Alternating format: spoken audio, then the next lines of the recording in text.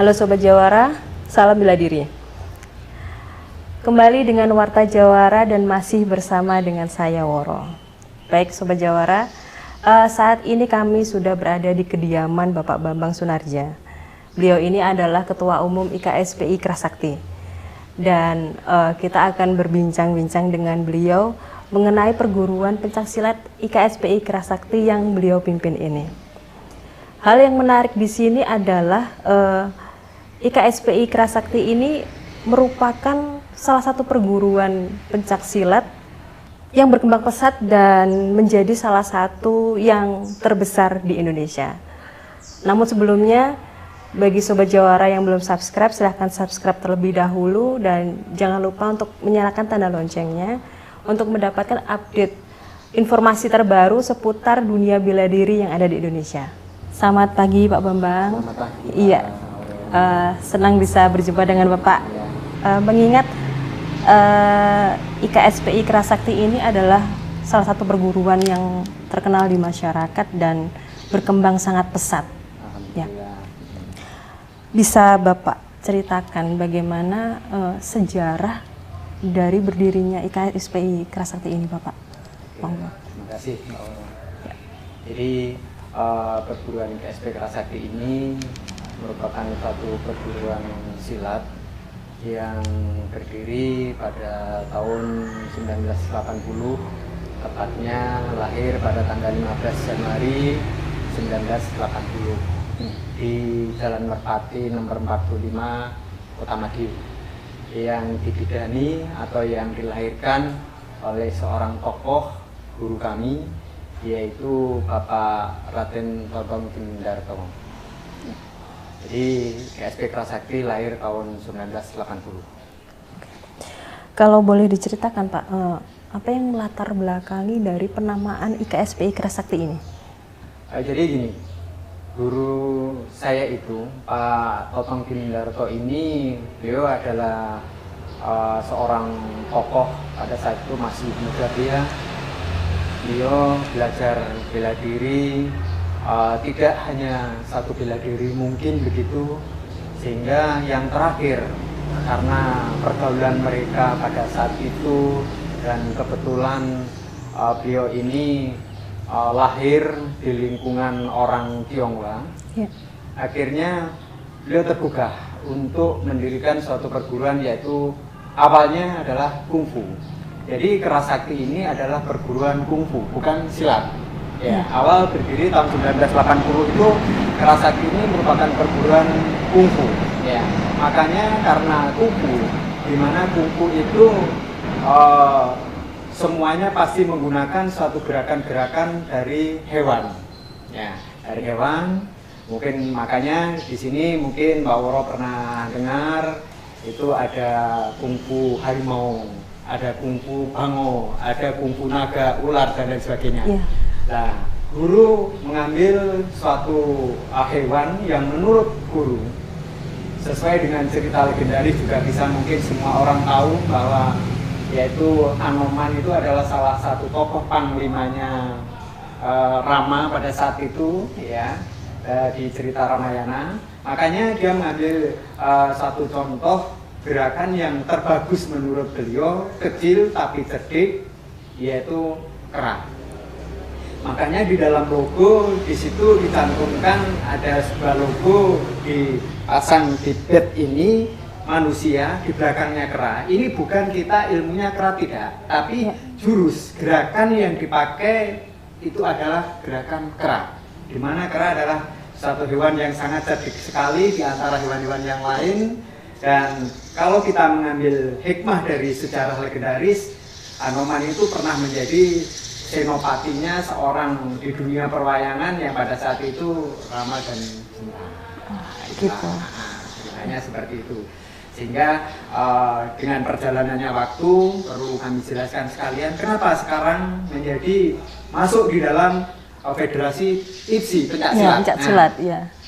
Pada tahun 1980 kita mungkin masyarakat Indonesia secara umum tahu bagaimana hubungan Indonesia Tiongkok pada saat itu ada kerenggangan, sehingga ketika guru memaksakan diri kita menggunakan apa itu federasi kita tetap kungfu, kalau sekarang mungkin ada wushu dan sebagainya nggak ada masalah. Tetapi pada saat itu nggak bisa. Mungkin kalau kita tetap kungfu dan kita tetap menginduk di Tiongkok, saya kira IKS tidak akan bisa berkembang seperti saat ini.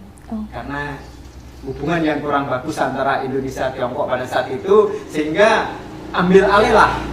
Guru berpikir bagaimana supaya perguruan yang mereka bangun ini bisa berkembang dan bisa diterima oleh masyarakat Indonesia, khususnya pada saat itu akhirnya masuklah ke Federasi Pencaksilat.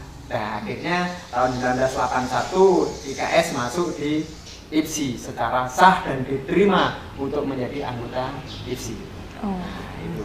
Siap. Oke. Dan di setiap perguruan, Pak, di setiap perguruan biasanya ada tingkatan-tingkatan yang harus atau wajib ditempuh oleh setiap anggotanya. Nah, di perguruan IKSP Ikra Sakti ini ada berapa tingkatan? Di IKSP Ikra Sakti itu ada tingkatan. Yang pertama, ketika dia masuk mendaftarkan menjadi anggota, itu sabuknya yang dipakai adalah sabuk hitam. Sabuk hitam dengan baju putih, baju latihan putih. Setelah sabuk hitam, dalam perjalanan dia rutin mengikuti latihan, materi diberikan 4 bulan selanjutnya, dia akan naik menjadi sabuk kuning.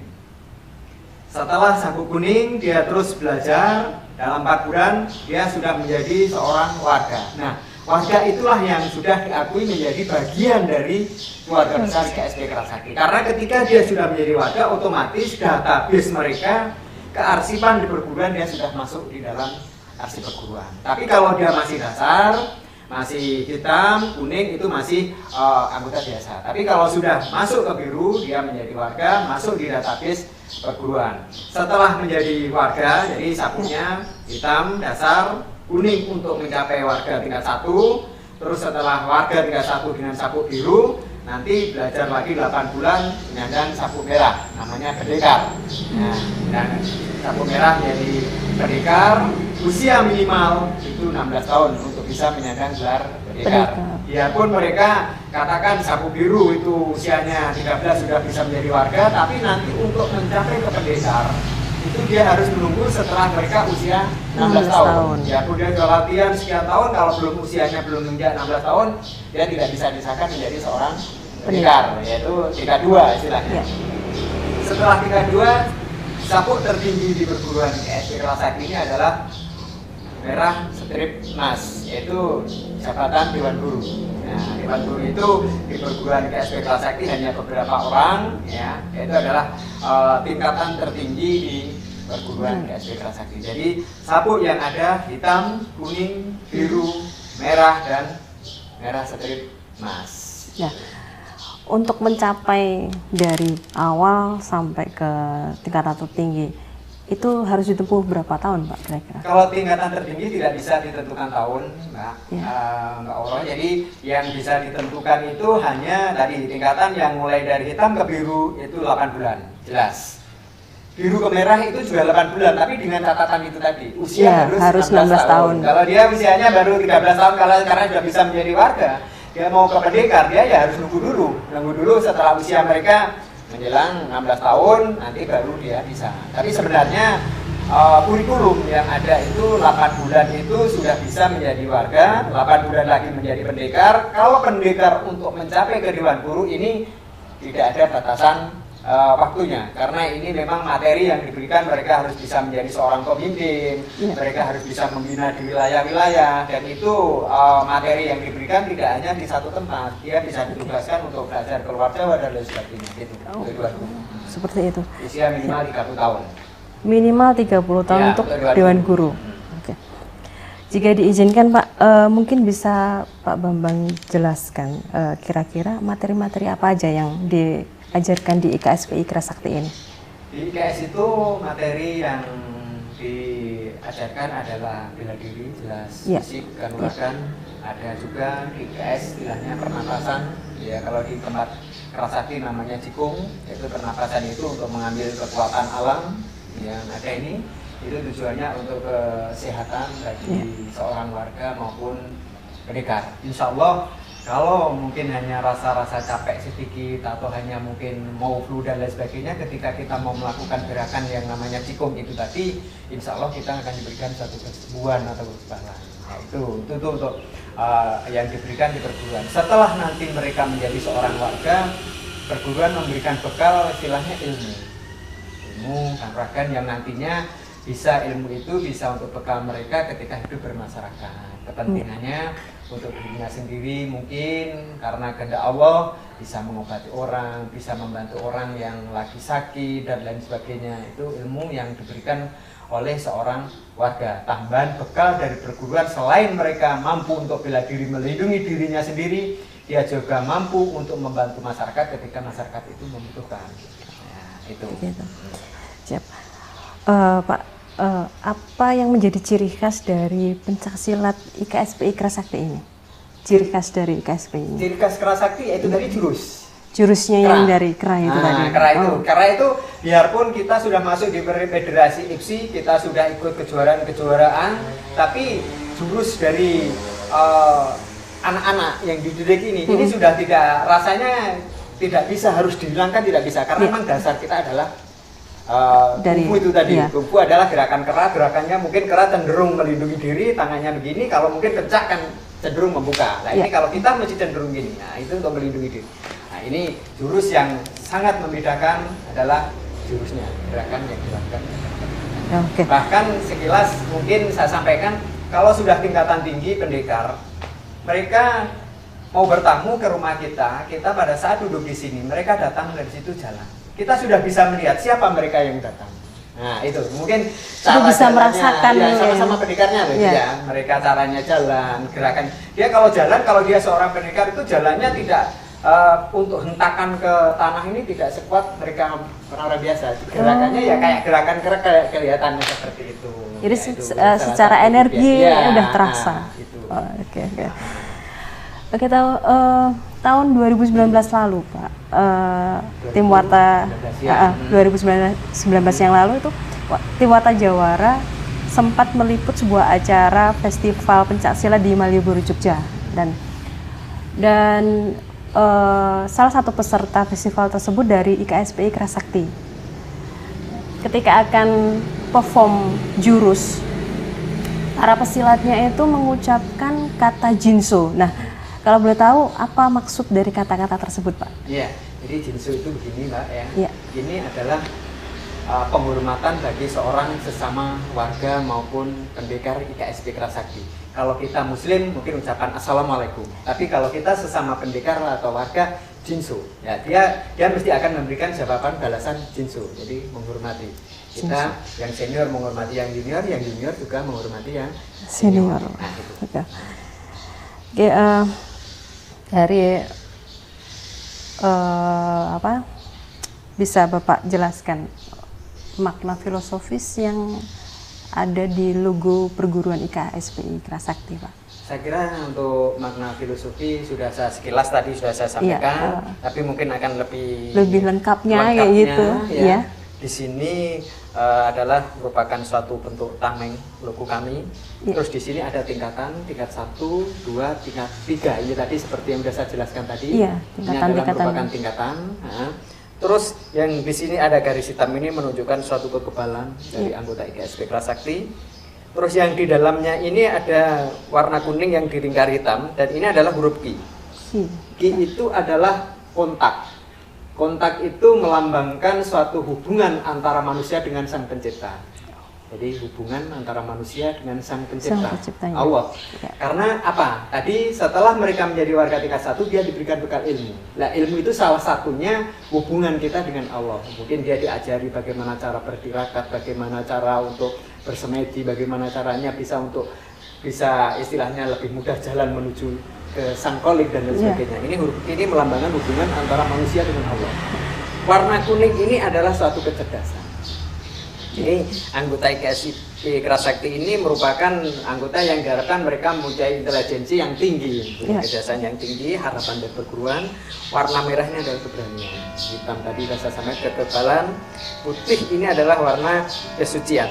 Dan di sini ada lambang manusia dengan kera. Ini tadi sudah saya jelaskan di depan bahwa ini kera ini suatu simbol bahwa IKSP Kerasakti itu gerakan yang ditirukan adalah gerakan kera. Nah itu, kalau IKSP ini adalah singkatan dari Ikatan Keluarga Silat Putra Indonesia. Terus ini Kerasakti. Oh, siap Pak. Ya. Ya. Dengan perguruan yang berkembang pesat seperti ini, mungkin sudah banyak prestasi di dunia persilatan yang sudah dicapai oleh perguruan IKSPI Kerasakti sendiri maupun dari para pesilatnya. Nah, kalau boleh tahu prestasi apa yang kira-kira yang paling berkesan buat Pak Bambang selaku Ketua Umum IKSPI Kerasakti? Jadi gini, untuk prestasi yang telah dicapai oleh saudara-saudara kita dari keluarga besar IKSP Kerasakti, karena tadi di depan sudah saya sampaikan, kita jujur awal berdirinya perguruan ini adalah kungfu, dan selanjutnya kita harus belajar pencak. Sehingga kita untuk maksimal di dalam berprestasi di IPSI itu kadang-kadang kita masih terganjal satu, gerakan. Yang kedua, baju yang dipakai oleh warga maupun pendekar Kerasakti ini kadang-kadang juga sangat mempengaruhi di Federasi IPSI, karena celananya kalau di kungfu itu pasti di bawahnya ada kerutan. Iya. Nah, kerutan. Kalau mungkin pencak ini komprang. Ya. Kalau pencak komprang. Nah, ini adik-adik kita, ini kadang-kadang kalau suruh pakai celana komprang ini dia nggak mau. Dia lebih suka dengan ciri khasnya sendiri. Nah, tapi kita tetap harus jujur bahwa makanya di sini ada IPSI. Tapi alhamdulillah kalau kejuaraan-kejuaraan tingkat daerah ya, kita sudah banyak anggota kita yang menjuarai ya. Tapi ya masih terkendala dengan jurus gerakan itu tadi, mungkin tidak bisa maksimal ya, tapi kita optimis suatu saat IKS pasti bisa. Tapi karena apa? Kenyataannya selain teman-teman ini ikut kejuaraan-kejuaraan di IPSI, di kejuaraan champion dan lain sebagainya, baik itu tingkat internasional, teman-teman ini sudah banyak yang mengambil piala. Gitu. Bahkan ikut berpartisipasi saja, bukan kita masuk tidak, tapi berpartisipasi ke WUSU tingkat nasional banyak anggota kita yang masih di sana. Tapi kalau IPSI memang kita agak susah. Nah, tapi kalau namanya WUSU champion yang mungkin dilaksanakan sampai Asia Tenggara dan sebagainya, kita bisa istilahnya bisa berbicara di dunia mereka. Gitu. Banyak prestasi yang udah ditoreh ya. Alhamdulillah. Biarpun kita perguruan yang relatif muda, IKS ini sudah bisa berkembang sampai Sabang, sampai Merauke, Timor Leste, Malaysia, Asia semuanya masuk. Eropa, di Irlandia kita ada. Nah, ini sudah mulai membuka baru di Australia. Alhamdulillah IKS ini bisa diterima. Karena memang semboyan kita, Pak, saya sampaikan bahwa IKSP Kerasakti lahir itu biarpun itu merupakan perguruan pencak silat yang notabene rentan dengan gesekan atau kekerasan, tapi kita punya semboyan bahwa IKSP Kerasakti ini lahir untuk mencari saudara. Jadi bukan untuk mencari musuh, sehingga Kerasakti itu lahir di mana saja Kerasakti ada, itu mencari saudara. Maka muncullah suatu falsafah yang mengatakan keempat penjuru kita mencari saudara. Tapi ada tapinya, tapi pantang tunduk kepala apabila ada musuh di hadapan kita, karena kita seorang pendekar. Kita mau kesana kemari mencari saudara, tapi kita selalu berbuat baik, tapi dia selalu menjual, otomatis namanya seorang pendekar. Makanya pantang tunduk kepala apabila ada musuh yang selalu mengganggu kita. Nah inilah, makanya Kerasakti alhamdulillah sekarang ini dimanapun juga diterima oleh masyarakat. Ini memang target kita. Perkembangannya sangat pesat sekali ya. Alhamdulillah. Di Indonesia maupun internasional ini. Alhamdulillah. IKS itu 4 bulan sekali melantik anggotanya, rata-rata sudah di angka 10.000 sampai 12.000 dalam 4 bulan sekali. Anggota baru. Iya. Anggota baru. 4 bulan sekali, sehingga kita 4 bulan sekali harus mewisuda anggotanya untuk menjadi warga maupun pendekar IKS. Siap. Oke, Pak. Di Gagal saya menemukan beberapa hasil pencarian yang menyebutkan bahwa Padepokan Pusat IKSPI Kerasakti ini adalah padepokan silat yang terbesar dan termegah di Asia Tenggara.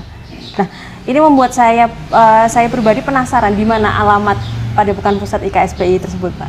Kalau alamatnya itu di Desa Buduran, Kecamatan Wonoasri, Kabupaten Madiun. Ya. Tepatnya di sebelah sisi kanannya pendopo Kabupaten Madiun yang baru. Ya. Alhamdulillah kita karena izin Allah, kita pada saat kita bangun di sana sebenarnya di pinggiran, tapi karena Allah menghendaki lain, kebetulan Puskom digeser ke sana. Duluan IKS yang bangun. IKS bangun dulu, tahu-tahu Puskom dibangun di sana sehingga nantinya kita punya cita-cita dengan adanya Madiun Kampung Pesilat. Kerasakti ini nanti akan menjadi ikonnya Kabupaten Madiun. Ya, akan menjadi ikonnya Kabupaten Madiun terkait dengan pembangunannya. Jadi nanti bisa menjadi destinasi wisata untuk pencak silat yang ada di Kabupaten Madiun. Karena menurut kami bukan suatu kesombongan kalau Kerasakti ini kalau di kabupaten ini salah satu perguruan yang memiliki padepokan sendiri.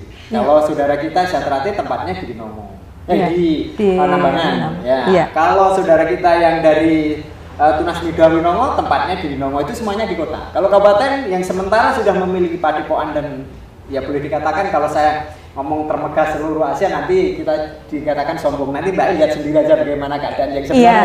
Ya. Jadi itu nanti kita tidak boleh sombong, tapi dilihat saja nanti bagaimana bentuk bangunannya dan lain sebagainya. Itu kalau kabupaten insya Allah memang IKS ini yang terbesar. Jadi sudah ada rencana ke depannya untuk menjadikan padepokan ini menjadi sebagai tempat wisata kayak gitu. Kita sudah ada komunikasi dengan Dinas Pariwisata Kabupaten karena kita berdekatan dengan kabupaten. Di situ juga ada Padepokan Kampung Pesilat nanti yang akan siap menopang adalah Kerasakti. Karena kalau menurut kami bangunannya pun siap untuk ditampilkan, dipamerkan, anak-anak yang latihan di situ, gerakan bisa dipamerkan dan lain sebagainya, siap untuk disajikan. Dan juga perlu diketahui Mbak, Kerasakti itu 2 kali membangun. Satu membangun gedung, yaitu untuk melatih anggota yang mampu menampung sekitar 3.000 anggota, ya. Sekali pelaksanaan itu kemarin yang meresmikan pada zaman presidennya Pak Susilo, yang meresmikan adalah menterinya pada saat itu Pak Roy Suryo. Jadi yang meresmikan gedung itu adalah Menpora. Yang meresmikan gedung itu Menpora. Yang kedua, pada saat kita membangun pendopo, nanti bisa dilihat kalau mungkin lewat dan lain sebagainya. Di situ juga ada pendopo. Alhamdulillah. Mungkin ini juga karena kehendak Allah, kita nggak tahu. Yang resmikan juga menteri selanjutnya Pak Roy Suryo. Jadi 2 gedung itu semuanya yang meresmikan Pak Roy Suryo. Menteri yang berbeda. Menteri pada masa yang berbeda. Nanti di situ ada tanda tangan yang dibubuhkan oleh beliau. Nanti mungkin bisa kalau lewat bisa lihat. Itulah kelebihan luar biasa yang dimiliki oleh Kerasakti. Kami tidak sombong, bahkan mungkin bangunan-bangunan gedung milik pemerintah aja belum tentu yang meresmikan itu menteri. Paling-paling yang meresmikan kalau tingkat kabupaten Pak Gubernur atau mungkin bupatinya sendiri, tapi Kerasakti gedungnya yang meresmikan Pak Menteri. Luar biasa ya. Luar biasa. Jadi nanti bisa bersaing dengan yang seperti kuil Shaolin di Pegunungan Songsan di Cina itu, Pak. Nah, itu karena kita ini ya kembali lagi, kita ini masuknya di IMSI, Mbak. Kita nggak bisa seperti kita harus menekuni ke kungfu, kita nggak bisa, kita hanya bisa saja. Tapi makanya ini merupakan suatu kelebihan belajar di Kerasakti. Belajar di Kerasakti itu selain mereka bisa pencak, mereka juga bisa kungfu. Orang pencak bisa pencak belum tentu bisa kungfu. Jadi ada dua. Nah, ini kita agak sombongnya Kerasakti itu di situ. Kita bisa pencak juga bisa kungfu. Ada 2 keuntungan di sini. Ada 2 materi yang diajarkan. Siap. Mungkin ada pesan dari Pak Bambang untuk generasi muda Indonesia tentang apa manfaat dari berlatih bela diri dan dalam hal ini adalah pencak silat, kayak gitu. Jadi saya atas nama pimpinan sekaligus Ketua Umum Perguruan IKSP Kerasakti yang berpusat di Madiun, yang sudah mempunyai anggota perwakilan di seluruh Indonesia, cabangnya hampir seluruh kabupaten yang ada di Indonesia sudah berdiri, dan sekarang sudah go internasional. Kami berpesan kepada para generasi muda, kita semuanya tahu bahwa perguruan-perguruan besar yang sudah bisa sampai ke luar Jawa, ke luar negeri dan lain sebagainya ini, marilah kita bersama-sama bersatu padu untuk bekerja sama yang baik. Beda baju, oke lah, nggak ada masalah. Tapi kita sama-sama warga masyarakat NKRI, jadi warga negara Indonesia. Mari kita bersama-sama bersatu padu, guyup rukun dan lain sebagainya. Kita tunjukkan bahwa kita ini memang benar-benar adalah seorang pendekar yang mungkin sama, semuanya sama, mempunyai semboyan, bahwa bagaikan seontai padi, semakin kita berisi maka kita akan semakin menunduk. Makanya kalau seorang pendekar itu mampu di dalam menguasai ilmu kanuraganya dengan baik, tidak mungkin dia akan sombong. Nah, makanya dengan adanya Madiun Kampung Pesilat, Kota Madiun adalah kota pendekar. Kita tunjukkan kepada warga masyarakat semuanya yang ada di seluruh Indonesia, bahkan luar negeri, siapapun yang hadir di Madiun, baik itu di kota maupun kabupaten, menggunakan baju apapun, dia datang di sini akan merasa senang dan nyaman dan terayomi oleh para pendekar-pendekar yang ada di wilayah Kabupaten Madiun. Apa artinya kita punya sebutan Kampung Pesilat? Apa artinya kita punya sebutan Kota Pendekar kalau di wilayah itu tidak bisa melindungi orang-orang yang datang di Madiun? Nah, ini harapan kami selaku pimpinan perguruan yang notabene punya anggota yang jumlahnya sudah ratusan ribu anggota. Kami berharap guyup rukun ini tetap harus dijalin, karena dengan kerukunan itulah nanti akan membangun wilayah khususnya yang ada di Kabupaten Madiun maupun kota. Para investor akan merasa nyaman dan tenang karena kelihatan masyarakatnya rukun. Kita bangun Madiun Kampung Pesilat ini awal tujuannya kan begini toh Mbak, sekilas saya ceritakan. 2013 kemarin, setiap bulan Muharram orang Madiun, seputaran Madiun ini menganggap begitu mau masuk bulan Muharram ini sudah bukan merupakan suatu kebanggaan seperti di Ponorogo dan lain sebagainya, Grebek Suronya, dan ya akhirnya di situ ada hiburan-hiburan yang menarik. Masyarakat berbondong-bondong jalan untuk melihat dengan senang hati tanpa ada gesekan. Tapi kalau di Madiun mungkin masyarakat mengatakan lain. Begitu menginjak bulan Muharram, dredegnya ini sudah mulai, dredeg suro ya istilahnya, bahasanya para ketua-ketua perguruan itu dredeg suro. Kalau sudah masuk bulan Muharram ini semuanya sudah dredeg. Mau keluar kelihatan ada hitam-hitam jalan, ya kayak ini kan juga hitam. Jalan udah takut mereka. Naik motor dia sudah tidak mau minggir. Kalau nanti dia tetap jalan mungkin dipukul atau diapakan, takut seperti itu. Tapi akhirnya muncullah ide yang sangat cemerlang para ketua perguruan untuk membuat suatu perkumpulan yang namanya Kampung Pesilat, yang kebetulan itu juga dimotori oleh Kapolda Jawa Timur pada saat itu, Pak Unggung. Dia menjadi seorang tokoh sebagai terbentuknya Kampung Pesilat. Tujuannya, namanya kampung ini kan pedesaan.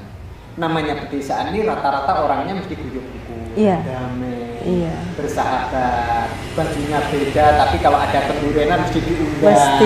Nah, ini jangan diderai niat mulia dari para tokoh-tokoh kita, dari adik-adik yang paling bawah. Tadi pesan-pesan saya ke generasi muda, jangan diderai para tokoh-tokoh ini yang mempunyai niat mulia ini dengan gesekan-gesekan yang tidak berarti. Toh akhirnya akan merugikan diri sendiri, utamanya cita-cita akan tercancel. Belum lagi kalau urusan kursi orang tuanya jadi ribet, perguruan ya hanya gara-gara 1-2 orang akhirnya jadi jelek dan sebagainya. Makanya mari para generasi muda yang ada di seluruh Indonesia, silahkan saudara berlatih di mana saja yang menurut saudara yang terbaik, ikuti. Tapi persatuan tetap harus yang nomor 1. Baik, Pak Bambang, terima kasih untuk kesempatannya dan waktu yang diberikan untuk berbincang-bincang. Semoga ini dapat bermanfaat untuk Sobat Jawara dan masyarakat. Sukses selalu untuk IKSPI Kerasakti. Oke, terima kasih. Salam Jinsu. Oke. Baik Sobat Jawara, demikian perbincangan Warta Jawara dengan Bapak Bambang Sunardja, Ketua Umum IKSPI Kerasakti.